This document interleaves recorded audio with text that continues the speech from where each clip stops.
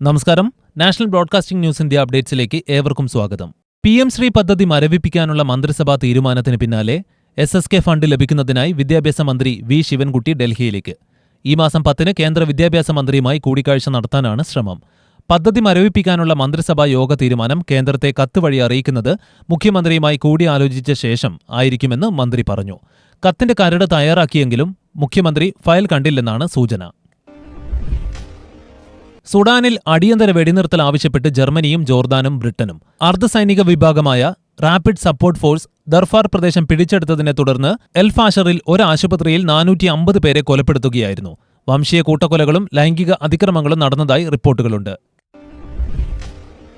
ചിറ്റൂരിൽ കാണാതായ ഇരട്ട സഹോദരങ്ങളെ മരിച്ച നിലയിൽ കണ്ടെത്തി. ചിറ്റൂർ സ്വദേശി കാശി വിശ്വനാഥിന്റെ മക്കളായ രാമൻ, ലക്ഷ്മണൻ എന്നിവരാണ് മരിച്ചത്. ചിറ്റൂർ ലങ്കേശ്വരം ക്ഷേത്രക്കുളത്തിലാണ് ഇരുവരെയും മരിച്ച നിലയിൽ കണ്ടെത്തിയത്. ചിറ്റൂർ ബോയ്സ് ഹൈസ്കൂളിലെ 9ാം ക്ലാസ് വിദ്യാർത്ഥികളാണ് ഇരുവരും.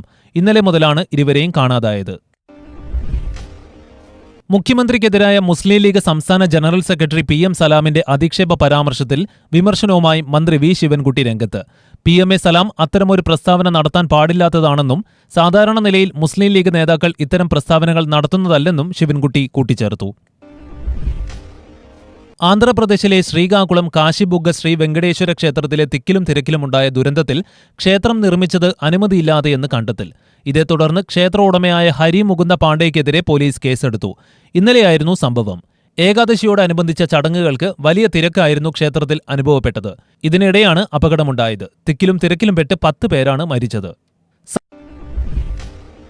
സംസ്ഥാന സർക്കാരിനെ വിമർശിച്ച് PK കുഞ്ഞാലിക്കുട്ടി രംഗത്ത്. കേരളത്തിനെ അതിദാരിദ്ര്യമുക്തമായി പ്രഖ്യാപിച്ചതിലായിരുന്നു വിമർശനം. കേരളത്തിലെ ഏറ്റവും വലിയ അതിദാരിദ്ര്യൻ സംസ്ഥാന സർക്കാരാണെന്നും അത്യാവശ്യത്തിനു പോലും സർക്കാരിന്റെ കയ്യിൽ കാശില്ലെന്നും ഇത് ജനങ്ങളെ മുഴുവൻ ബാധിക്കുമെന്നും PK കുഞ്ഞാലിക്കുട്ടി തുറന്നടിച്ചു.